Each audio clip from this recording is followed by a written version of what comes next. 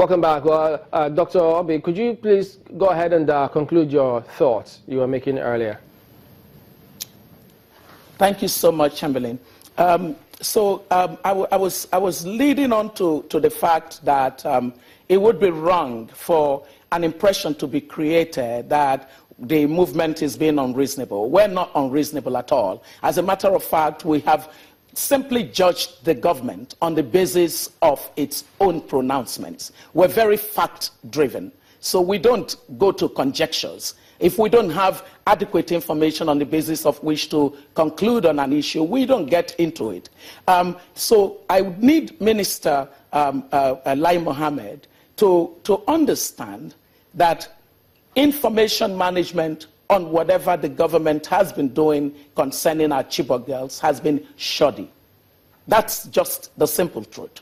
It's been inconsistent, it's been contradictory, and it's been a litany of very confusing statements that we have seen over the 490 period that our Chibok girls have been under the care of the administration. Number two is that we do worry that there is a lot of bureaucratic squabble, bureaucratic inertia that sets in. So the grand idea might be strong that these girls must be rescued. But as soon as that conversation is had and people walk away, it's almost as if nothing happens until another episode. Think of it this way. On the 13th of April, the CNN proof of life video came out. Just go and look at the various statements that were made concerning that video.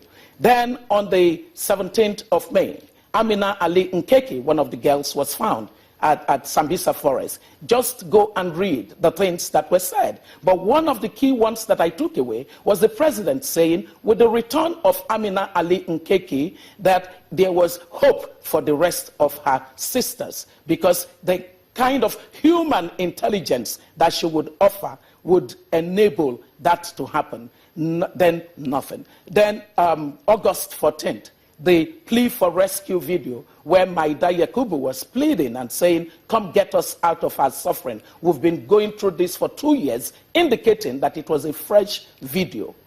Nothing followed that until our movement decided that we're going to go on a 72-hourly march to the villa in order to bring this matter back to the level of intensity that we needed to see the government demonstrate. And that was what made Minister Mohammed to do the public statements that he did, giving a level of specificity to some of the things that were going on.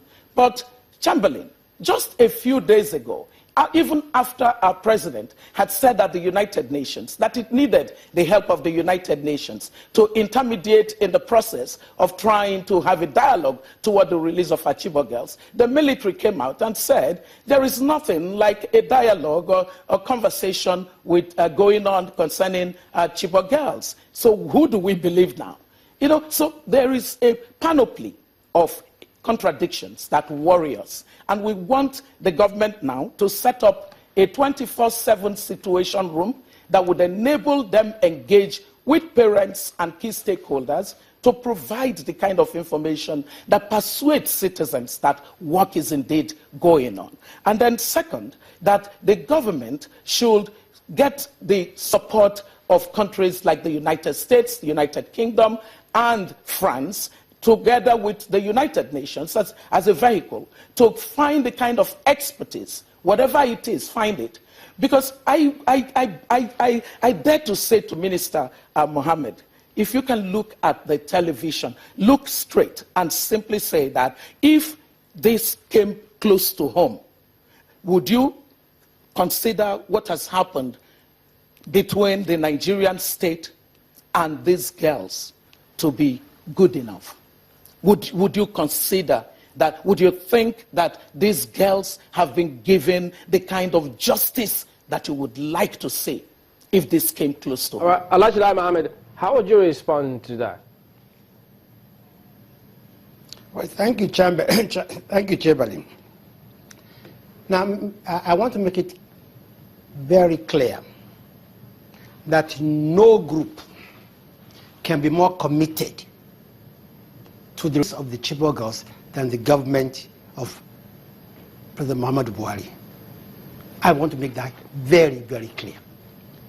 Nobody, probably apart from the parents, has more stake in the release of these girls than our government. So there should be no doubt whatsoever as to the resolve, commitment, and passion of this government to get these girls released. 2, my sister admitted that 410 days had elapsed between the time the girls were kidnapped and when we came in. In any rescue operation, the first 48 hours are critical and crucial. We must not forget that. Yes, I admit that government is continuous. You inherit liabilities and assets. But what we're saying is that if for 410 days the abductors had all the time in the world to hide these girls, it becomes very difficult, more difficult for any government that has come in to make to get a miracle to work. However, there's absolutely no contradiction between my narrative and the position of Mr. President. Absolutely none. Mr. President said at various times, we have no credible information. We do not believe that we are dealing with credible groups. And if you look at my own narrative, I said on the 3 occasions that we were approached by people that claimed to have access to these girls.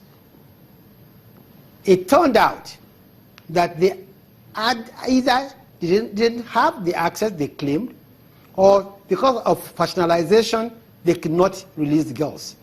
So I don't see any contradiction in our position. Again, my sister has said we should involve and invite the US, the UK, France. In the last 12 months, I know for a fact that these same countries have been very involved, and they've been engaging us, be engaging them in the release of these girls. Now, I just want to assure Nigerians that you cannot be given a 24 hours, report on a matter as sensitive as the release of these Chibok girls. Yes, we may need to improve on the communication channels between us and Nigerians and any group, but we would want the Bring Back Our Girls to understand the fact that this government appreciates what they are doing and that we are batting from the same side. We are as concerned as they are, and we are willing and ready to work with them. I think what is needed is closer working relationship, and probably a lot of it, and less communication gap, so that there will be no misunderstanding. Clearly, I do not see our objectives and those of the Bring Back Our Girls as different at all. Alhaji Mohammed, thank you so much I really do welcome what you said, but I want to, Chamberlain, if you would allow me, can I go on? Okay, briefly, please.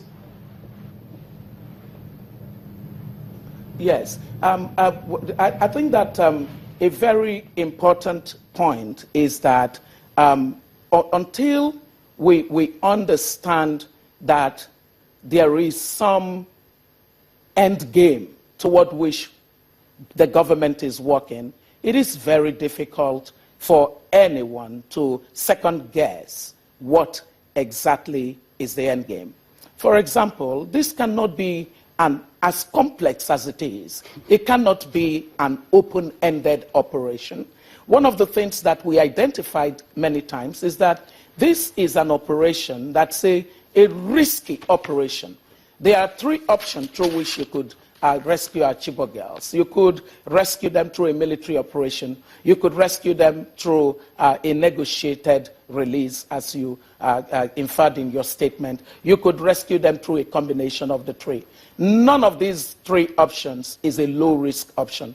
The only thing you're faced with is, how do I do an assessment of the lowest risk of these three humongously risky options, and then make a decision in order to move this forward. This cannot be. I mean, imagine if the 1,000 came and Chibok girls are still there, and we're still just talking about the plans and what would follow. There needs to be some milestones. Let there be at least some material milestone that happens in this effort at rescuing Chibok girls. Okay, let's also get our guests in studio here to also weigh in on this matter. Harriet. Dr. Monica, so much has been said about the security, talking about the Chibok girls specifically, and from your start of conversation, you already mentioned how they should they should go about this. It's a three-pronged approach, but she feels that more still needs to be done, especially with regards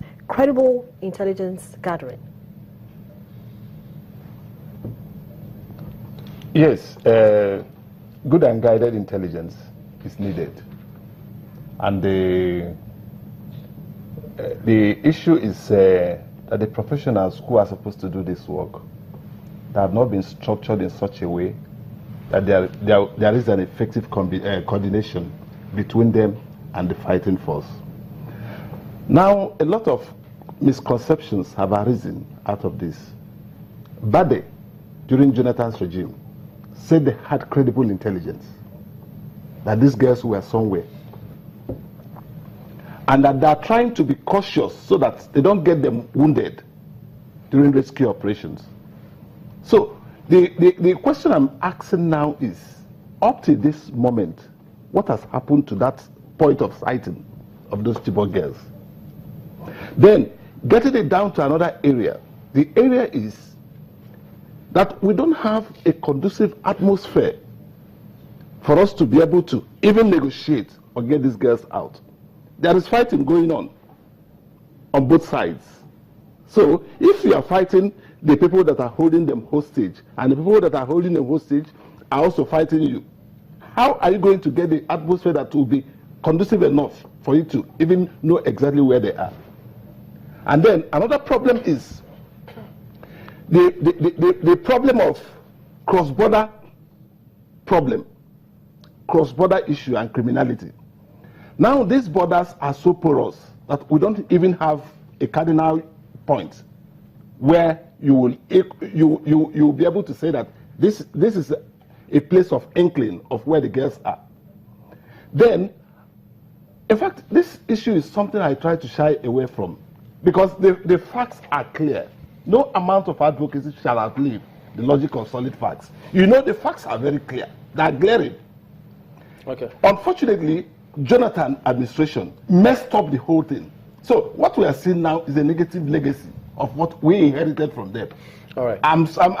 In fact, I'm feeling for the president, the current president, in the sense that he has not even stayed in office enough for him to be able to assess areas of trying to mediate in this matter. Even though you said we only have a fighting force. Yes. And then freelancers are there now. Freelancers are there. All right. We have to anchor at that point. Dr. Joseph Moneke is a consultant, advisor in counter-terrorism and allied critical crime. Thank you for coming on this evening.